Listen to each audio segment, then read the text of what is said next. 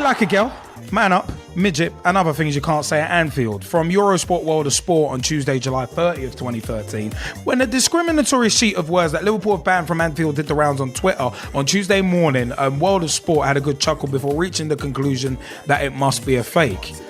You see how the parasitic media go on? And that's me saying that, not them. But it's one of them ones. The document revealed that phrases such as princess, play like a girl, and that's gay, apologies if that's offensive to anyone, were, according to the document, deemed unacceptable by the club, as well as plenty of other more obvious insults. There is a document, but we're not going to say what was on it because there was a lot of inflammatory terms on it. But Liverpool told Huffington Post that the document was part of an extended handbook handed out to staff designed to provide information on what terminology is deemed acceptable and unacceptable. The club's social inclusion officer, Rishi Jain, told the Huffington Post, Liverpool FC has been actively engaged in a full club-wide education and awareness program. This program includes interactive workshops and a handbook which is designed to provide information on the latest equality legislation, including information relating to what terminology is deemed both as acceptable and unacceptable. This program of awareness enables our employees to recognize inappropriate language and take necessary steps to ensure Anfield is free from all forms of discrimination. Now, Kick It Out chairman welcomes Liverpool initiative. The chairman of anti-discrimination group Kick It Out has welcomed Liverpool's decision to issue their staff with guidelines detailing unacceptable words and phrases in a bid to eradicate discrimination in the stands at Anfield. This from Wednesday, July 31st, 2013. The club have produced a handbook which highlights common slurs against race, religion, sexual orientation, gender and disability, which they want to stamp out. Lord Herman Ousley, chair of anti-discrimination group Kick It Out, believes it is a positive step. He said in a statement, Kick It Out acknowledges the great strides that Liverpool FC has taken over recent times to reiterate their continued commitment to equality. The guide forms part of an overall awareness program and is a positive and proactive step in educating staff and stewards at the club. Matchday stewards must be trained on dealing with incidents of discrimination and unacceptable behaviour in order to eradicate it from our stadiums, and more football clubs are using Kick It Out's equality standard as a framework to develop this education across all areas of the business. Liverpool's players received their own guidance as part of a separate Premier League programme, and this latest move forms part of a wide-ranging programme to help other club employees identify discriminatory language that may be used by supporters on match days. As part of the club's continued commitment to tackle all forms of discrimination, as well as promoting its approach to equality and diversity, Liverpool FC has been actively engaged in a full club-wide education and awareness programme, as mentioned. So, you know what? Liverpool has been actively working with Kick It Out, Show Racism Record, and the Anthony Walker Foundation for many years, and has been recognised externally for its contribution to helping tackle discrimination and promote Anfield as an inclusive and welcoming environment. The club has already attained Kick It Out's equality standard preliminary level and has recently submitted its application for the equality standard intermediate level, demonstrating its continued commitment. You know, I think this is a very, very good move, and it's a step in the right direction, and I wish more clubs would do it because it shows that at least shows that the club is trying.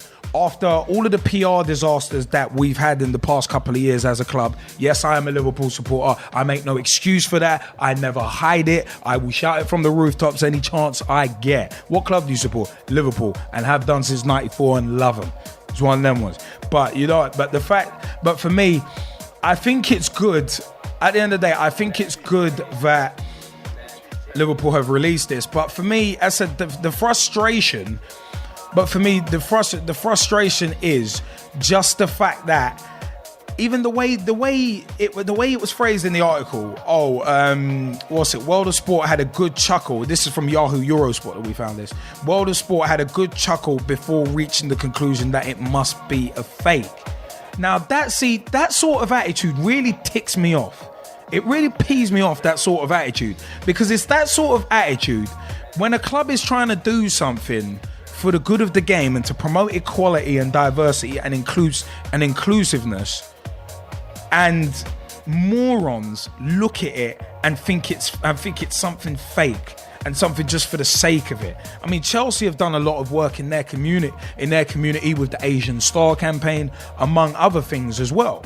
So there's football clubs who are doing things within their communities. Arsenal, I think, do a lot as well. And but it's one of them ones where, see, this for me is just the attitude, typical attitude of the parasitic media that just look at it and think, oh no, look at what it says on it. It's got to be fake. No, it's not a fake. It's clearly something that is designed to move forward in the game. And if you have people from the parasitic media, whether you be from Yahoo, Eurosports, World of Sport, Sky Sports, Talk Sport, I don't care where you're from.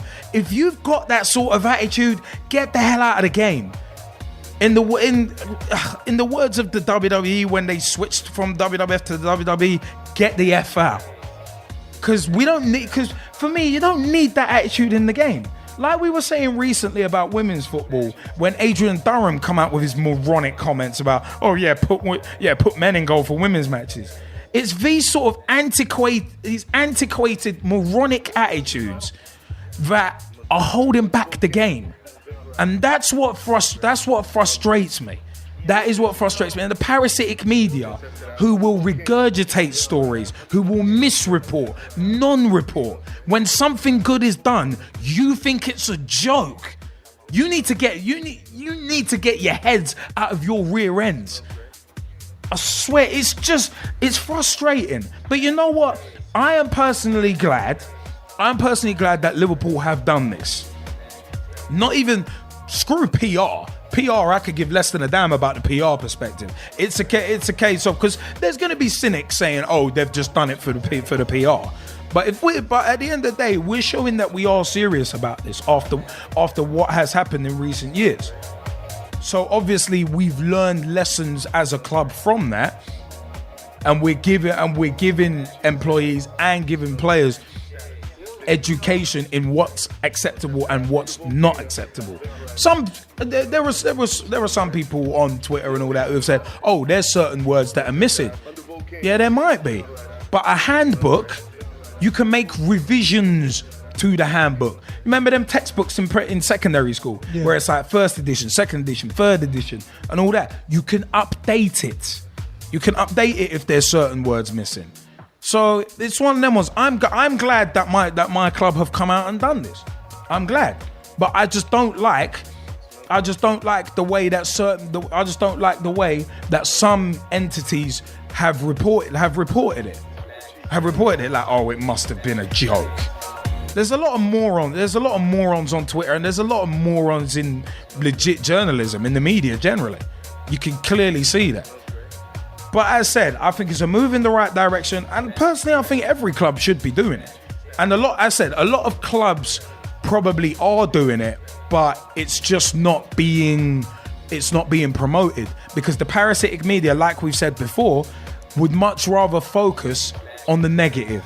They much rather focus on when something happens, when something bad happens, rather than when someone's trying to do good in the game.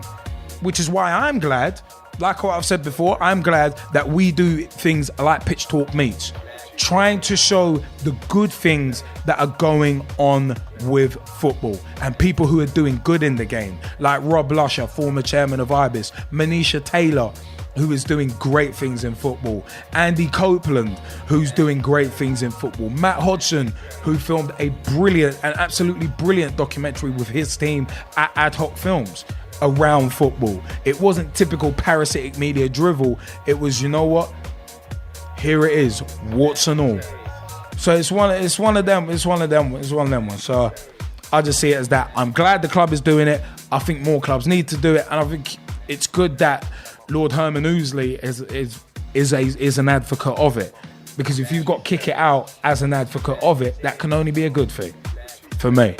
But obviously, some people are going to come from the cynics' perspective and think that that Liverpool are only doing it for PR reasons, which is not the case.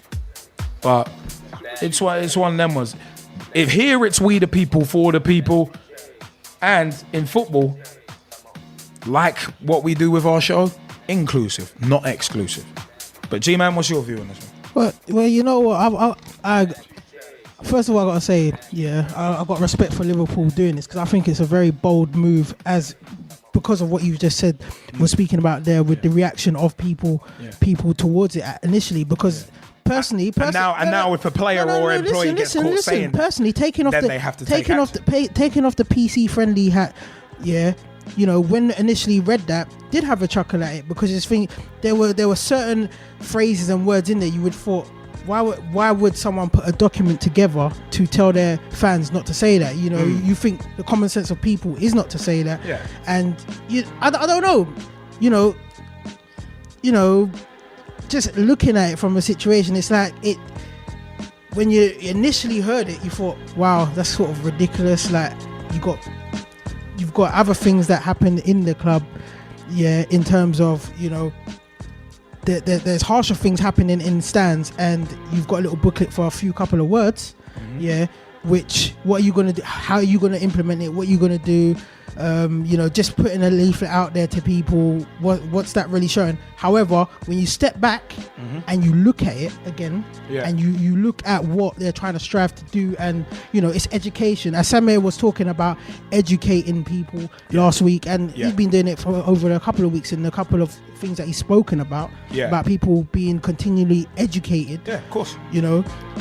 It's a bold stand by Liverpool, and it's a good first move, and I don't care what no one says. Yes, it is a PR trick, but it's not a bad PR trick. It's it's a good one. It's like what we said with Liverpool doing bad PR over the Suarez situation. This is what I consider personally to be good PR, because it's actually effectively trying to initiate something for the good of the people within the stadium and the people that come to the stadium, like the away supporters that come to the stadium as well. It's not going to cause any negative feedback or bad vibes, because they ain't doing anything wrong. Yeah, exactly. That's where I'm coming from. Yeah, right. So essentially righting wrongs. Really. I can understand, like, the newspapers, we've said it before, you always say they're parasitic. That's how the initial reaction is. But I believe that there's going to be a lot of people who laughed at that. Yeah. Just like myself, when I even sent it on to you and Gerald, and I had a little laugh out loud after it. But when you read it, it's like, you know what? If every club done this now, it's the most sensible thing that you could do. It'll be taken. Every club will be united in taking a stand. If the FA start endorsing it, it's even more powerful. If Blatter then endorses it, it becomes a total thing within football. Exactly, and I hope that happens. Like guidelines, strict guidelines saying, you know what, we don't accept this behavior. Because in a workplace you get that. In any other workplace you get that. These are the do's and don'ts. This is what we accept. Dress code, stuff like that. It's like, this is how we expect you to act whilst you're with this company, because otherwise you're bringing this company into the company's name into disrepute. Yeah. So it's one of them ones that every single corporate company, you get guidelines. You get guidelines on how to act and how to carry yourself. So it's one of them ones. But I mean, a lot of people, I mean, as you said, you might have had a chuckle at first, but then once you read it, most people probably wouldn't have even read it. They wouldn't have understood the kind of underlying philosophy behind creating this. And that's where it's dangerous. Because the parasitic media, like Eurosport World of Sport, is one of them ones. They say, oh yeah, we had a good chuckle. But they didn't say, oh yeah, but you know what? This is actually a good thing when we read it. Like you just did. They didn't say that. And most of the parasitic media outlets probably wouldn't have said it. So they just would have laughed at it, scoffed at it, and left it. Which is so narrow-minded, it's untrue. But I mean, does anyone else want to jump in on this? Because I've seen a couple of views in the Skype chat. Because there's been quite a few views, and Samir, did you want to jump in and articulate what you said about this initiative and the document in the Skype chat? Yeah, I think you guys have covered the majority of how I feel, which is the way I see it is that this individual or group of individuals representing a company with regards to the media reporting on that specific website or press release, whatever they do. It's lazy journalism, and it brings us light on to, we do talk a lot about on this show about how media misrepresents things. We all know that there are very good people who are working in the media. much like it's no different to say somebody like myself working in football, or you guys working in your sector of media, and somebody putting on the bad show and it looks bad on all of us. That's the angle I'd look at, is that it was based on someone's opinion rather than facts. Not all of journalism is based on facts. We know that. We read blogs, we read exposés watch exposés and things like that, which is based on facts and opinion. The scary thing with this is that it's gender-based. And when you have a gender-based journalism, while all journalism has an angle, be it right-wing, left-wing, left of right, left of centre, whatever, on a political level, what scares me is the average person in the street, and I'm not saying people are stupid, but you only have maybe 10, 15, 20 minutes a day potentially to read these things. You read that, you may base that on, well, it's an international website. Oh, yeah, actually, you know what? And you may not have the time to interact with other people who are, say, talking at the level we are for a couple of hours. All right, Liverpool. Oh yeah, you know what? Luis Suarez, 2 + 2 is 5. It's a joke. Forget it. That annoys me. That's pub talk. That's not somebody being paid to give us facts and let us digest them. We had a laugh or whatever. That's just, I personally think that's an insult, and it's people would kick up more of a fuss if it was over something else, like more serious. Well, why is it not serious enough? That would be my argument. It is serious, because what you're effectively doing is you're trivializing quite a serious subject, which, remember, it's a global game. I was just talking on a Skype chat to Jamie just about how many kids I had at one of my projects. I had 50 kids turn up one day. Do you think all of them were white Caucasian? Hell no. We live in a melting pot in London alone. I probably could name you about 20 different countries. So imagine those children, for example, getting hold of that article, reading it and thinking, oh, is that what people think of us in this country? Now I'm jumping, but you know where I'm coming at, don't you? Yeah. Banter this goes beyond banter. It's an attack. And going on to what Liverpool are doing, probably is a bit of PR, probably has been leaked, maybe not. I personally think that every club is probably doing this to some level. That's just from my personal opinion, from what I've seen. It's good that one club has had the information, however released. I know for fact West Ham, Millwall, they're fighting a constant battle in their part of the city. I know up north, for example, you've got clubs like Bradford and even Burnley, who've had their issues as well. You've got it in Birmingham as well, where clubs are working on gang activity and stuff like that, on a slightly different angle with regards to how to deal with that. And you have a lot of them consulting with teams in Europe, for example in Eastern Europe, who have a hooligan problem, and trying to explain to them how to deal with racism. I personally am going over to Europe this summer to talk about with a club that's about to go into the Champions League this round, third round. They've just played one of their games. I'm trying to help them develop a community development project. Just me, Sam, someone like me.